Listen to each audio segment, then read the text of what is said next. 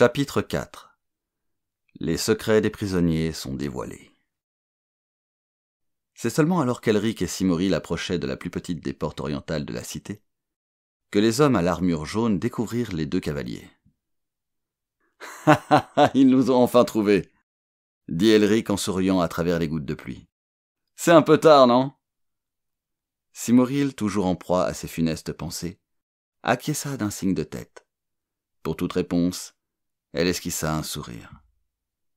Elric interpréta ce silence comme une déception, rien d'autre, et cria à ses gardes. « Hé, soldats! Vivement que nous soyons secs !» Mais le capitaine de la garde arriva alors au grand galop, en criant à son tour. « Sa Majesté est attendue à la tour de Monchanjik, où des espions sont retenus prisonniers. »« Des espions ? Oui, monseigneur. » L'homme était pâle.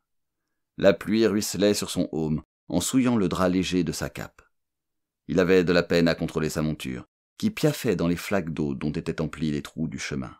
« On les a pris ce matin dans le labyrinthe, des barbares des contrées du sud, d'après leur costume en damier. Nous ne les relâcherons pas tant que l'empereur ne les aura pas interrogés lui-même. » Elric eut un geste de la main. « Bien, allons voir ces pauvres crétins qui se sont aventurés dans le labyrinthe marin de Melniboné. » La tour de Monchanjik portait le nom de l'architecte sorcier qui avait construit le labyrinthe, des milliers d'années auparavant.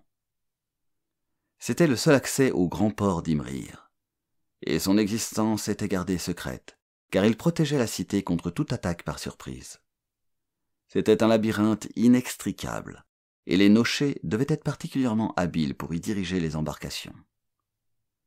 Avant qu'il fût construit, le port était une sorte de lagune, où la mer s'introduisait en traversant un réseau naturel de cavernes, creusées dans la falaise qui se dressait entre cette lagune et l'océan. Il y avait 5 routes différentes, et chaque nocher n'en connaissait qu'une. À ces 5 routes correspondaient 5 entrées ouvertes dans la paroi de la falaise. Pour franchir ces entrées, les vaisseaux des jeunes royaumes devaient attendre qu'un nocher montât à bord. Celui-ci bandait alors les yeux de tous les marins, et les faisait descendre dans la soute, à l'exception du rameur et du timonier. Il masquait le visage de ces derniers sous de lourds aumes d'acier, afin qu'ils n'eussent plus rien d'autre à faire que de suivre ses instructions. Et si d'aventure un vaisseau des jeunes royaumes se dérobait à ses ordres, et allait s'écraser contre les parois rocheuses, alors Melniboné ne prenait pas la peine de pleurer les naufragés. Elle s'arrangeait même très bien des autres, dont elle faisait ses esclaves. Tous ceux qui cherchaient à commercer avec la cité qui rêve étaient pleinement conscients des risques encourus.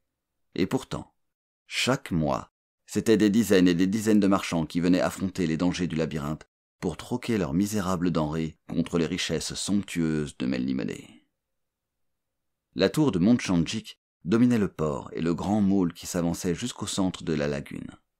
Verte comme la mer, son allure était imposante en comparaison des autres tours d'Imrir, sans pour autant sacrifier à la beauté, avec sa forme effilée, ses larges ouvertures d'où l'on découvrait tout le port.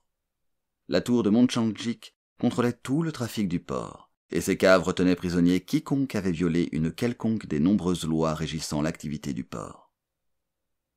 Elric laissa Cymoril rentrer seul à son palais en compagnie d'un garde, et lui se dirigea vers la tour. Lorsqu'ils franchirent la voûte d'entrée, c'est une véritable nuée de marchands qui se dispersa sur son passage. Ils attendaient qu'on leur donnât l'autorisation de se livrer à leur troc. C'est en effet là que se trouvaient marins, marchands et consignataires de Melniboné, bien que les marchandises ne fussent pas exposées en cet endroit. Puis le bourdonnement qui se faisait l'écho de ces 1000 marchandages se tut soudain, à l'arrivée d'Elric et de son garde, qui se dirigeaient maintenant vers la voûte, à l'autre extrémité de la tour. Cette voûte accédait à une rampe qui décrivait une large courbe pour s'enfoncer dans les entrailles de la tour. Là se pressaient cavaliers, esclaves, serviteurs et gouverneurs du roi. Et tous ces gens de se ranger avec force révérence en reconnaissant l'empereur. D'immenses flambeaux éclairaient la galerie. Sur les lisses parois d'obsidienne se projetaient des ombres tourmentées. L'atmosphère était fraîche et humide, car la mer baignait les falaises au-dessous du niveau des quais. L'empereur avançait dans la galerie, et la galerie s'enfonçait dans les profondeurs de la roche miroitante. Puis une vague de chaleur déferla sur eux, et une lueur mouvante s'anima. Ils parvinrent alors à une caverne emplie de nuages de fumée et d'une odeur suffocante, l'odeur de la peur. des chaînes tombaient d'en haut, et à 8 de ces chaînes étaient pendus 4 corps aux pieds liés. Ces corps avaient été dépouillés de leur habit, et n'étaient revêtus que de l'habit rouge des blessures, des incisions profondes pratiquées par le sorcier qui, scalpel en main, contemplait son chef-d'œuvre. Grand et maigre, cet artiste en son genre avait quelque chose d'un squelette, dans son habit blanc souillé de sang. Ses yeux n'étaient que des fentes, ses lèvres comme des lames, ses doigts fins, ses cheveux étaient fins également. Le scalpel qu'il tenait était fin aussi, presque invisible, lorsqu'il ne reflétait pas les feux des flammes que crachait un trou béant, creusé dans le fond de la caverne. Ce personnage occulte répondait au nom de Dr. Jest. Dans l'art qu'il pratiquait, il était plutôt un exécutant qu'un créateur, bien qu'il soutînt le contraire. Dévoiler les secrets des autres. Le Dr. Jest était le grand inquisiteur de Melniboné. À l'entrée d'Elric, il fit volte-face, tenant toujours son scalpel entre le pouce et l'index de sa fine main droite. Il restait là, presque dans l'attitude d'un danseur. Puis il inclina le buste. « Mon empereur vénéré !» Un mince filet de voix venait de s'échapper de sa gorge maigre. Ces quelques mots s'étaient éteints aussi vite qu'ils avaient été prononcés. Et il était permis de se demander si l'on n'avait pas été la proie de sa propre imagination. « Docteur, sont cela les gens du Sud que l'on a fait prisonniers ce matin ?»« C'est cela même, monseigneur. » Nouvelle révérence. Elric scruta les prisonniers d'un regard froid. Il n'éprouvait à leur égard aucun sentiment de pitié. Ce n'étaient que des espions, et leur agissement ne pouvait que les mener là où ils se trouvaient maintenant. Ils savaient très bien ce qui les attendait s'ils étaient pris. L'un de ces espions était un homme, l'autre apparemment une femme, bien qu'il fût difficile d'en faire la distinction sur leur visage tordu par la douleur. C'était là un spectacle odieux. Faisant claquer les quelques rares dents qui lui restaient, la prisonnière cria à l'adresse d'Elric d'une voix sifflante « Démon !» Elric fit un pas en arrière et demanda au sorcier « Vous ont-ils dit ce qu'ils faisaient dans notre labyrinthe, docteur ?» Ils semblaient se complaire dans les sous-entendus. Ils ont un sens profond du théâtre, ce que j'apprécie fort. Ils sont là, me semble-t-il, pour tracer une route que les corsaires pourraient emprunter ensuite. Mais ils ne m'ont encore donné aucun détail. C'est le jeu, et nous connaissons tous la règle de ce jeu. Et quand le saurez-vous, docteur Jest ? Oh, très bientôt, monseigneur. Il serait souhaitable de savoir si nous devons prévenir une attaque. Et plus tôt nous le saurons, plus vite nous liquiderons cette affaire. N'êtes-vous pas de mon avis, docteur ? Si, monseigneur. Très bien. Elric était contrarié par cet incident, qui gâchait ainsi tout le plaisir de la chevauchée du matin, en le rappelant trop vite à ses devoirs. Le docteur Jest s'en retourna à ses préoccupations. Allongeant son bras gauche, il saisit alors adroitement les parties génitales de l'un des prisonniers. Il y eut un éclair du scalpel, puis un gémissement. Le docteur Jest jeta ensuite quelque chose dans le feu. Elric était assis dans le fauteuil qui lui était réservé. Ce rite, qui accompagnait inéluctablement les interrogatoires, l'ennuyait plus qu'il ne le dégoûtait. Les cris déchirants, le cliquetis des chaînes, les sourds murmures du docteur Jest, tout venait de détruire cette sensation de bien-être qui était sienne lorsqu'il avait pénétré dans la caverne.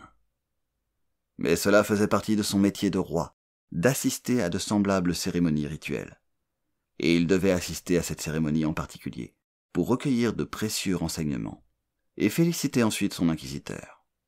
Il devait aussi élaborer un plan de contre-attaque, conférer avec ses amiraux et généraux toute la nuit durant probablement, pour décider des plans à adopter et des mesures à prendre concernant la capture des hommes et des vaisseaux. Avec un bâillement d'ennui à peine étouffé, il s'enfonça dans son fauteuil pour jouir du spectacle du docteur Jest, en train d'opérer sur les corps avec ses doigts, son scalpel, sa pointe, ses pinces et ses tenailles. Ses pensées allèrent vers d'autres problèmes, à ces problèmes philosophiques qu'il n'avait pas encore résolus. Non qu'Elric fût un barbare, mais il était un Melnibonéen. Il était depuis l'enfance accoutumé à de tels spectacles. Même s'il l'avait désiré, il n'aurait pu libérer les prisonniers sans enfreindre les traditions de l'île aux dragons. Et il eût alors été inutile, voire dangereuse, de mettre en œuvre une stratégie quelconque, aussi astucieuse fût-elle. Il avait ainsi pris l'habitude de faire abstraction de tout sentiment qui ne fût pas compatible avec ses devoirs d'empereur. S'il avait une raison de libérer les 4 prisonniers, qui se tordait maintenant de douleur pour le plus grand plaisir du docteur Jest, il l'eût fait. Mais il n'avait aucune raison de le faire. De plus, ceux-ci auraient été surpris de se voir appliquer un autre traitement. Lorsqu'il avait à prendre une décision d'ordre moral, Elric faisait preuve d'un esprit très pratique. Cette décision, il la prenait en fonction de l'action à entreprendre. Ici, il n'y en avait aucune. Ses tractations avec sa conscience étaient devenues chez lui une seconde nature. Il ne souhaitait pas agir au nom de Melniboné, mais en son nom propre. Il ne désirait pas entreprendre une action, mais connaître la meilleure façon de répliquer aux actions des autres. Un espion était un agresseur. Contre l'agresseur, on se défend du mieux que l'on peut. Et les méthodes du docteur Jest étaient les meilleures. Monseigneur, Elric leva les yeux, l'air absent. Nous avons maintenant tous les renseignements voulus, monseigneur, murmura de sa petite voix le docteur Jest, à l'autre bout de la caverne. 4 chaînes avaient été libérées, et 2 esclaves ramassaient des choses par terre pour les jeter dans le feu. Les 2 autres masses informes qui restaient pendues ressemblaient à 2 pièces de viande soigneusement préparées par un boucher. L'un des corps bougeait encore un peu, mais l'autre était inerte. Le docteur Jest rangea ses instruments dans un petit coffret qu'il portait dans une poche accrochée à son ceinturon. Le blanc de son habit disparaissait presque entièrement sous les taches de sang. « Il semblerait que d'autres espions se soient déjà manifestés, » expliqua le docteur Jest à son maître. « Ces 4-ci sont venus en simple reconnaissance des lieux. Si les barbares ne les voient pas revenir au moment convenu, ils en enverront d'autres. »« Mais ils sauront certainement qu'on est au courant de leur plan d'attaque, » dit Elric. « Probablement non, monseigneur. Nous avons fait circuler le bruit parmi les marchands et les marins des jeunes royaumes que 4 espions avaient été découverts dans le labyrinthe et qu'ils avaient été blessés dans leur tentative de fuite. »« Je vois, » fit Elric en fronçant les sourcils. « La meilleure solution est donc de tendre un piège aux pirates. »« Oui, monseigneur. »« Sais-tu quelle route ils ont choisi de prendre ?»« Oui, monseigneur. » Elric se tourna vers l'un de ses gardes. « Allez porter un message à tous nos généraux et amiraux. Quelle heure est-il ?»« Le soleil vient de se coucher, monseigneur. »« Dis-leur de se trouver devant le trône de rubis dans 2 heures. » Elric se leva d'un air las. « Mais félicitations encore une fois, docteur Jest. » Le maigre sorcier exécuta une profonde révérence. Il parut alors se plier en 2. Un léger soupir quelque peu mielleux fut sa seule réponse.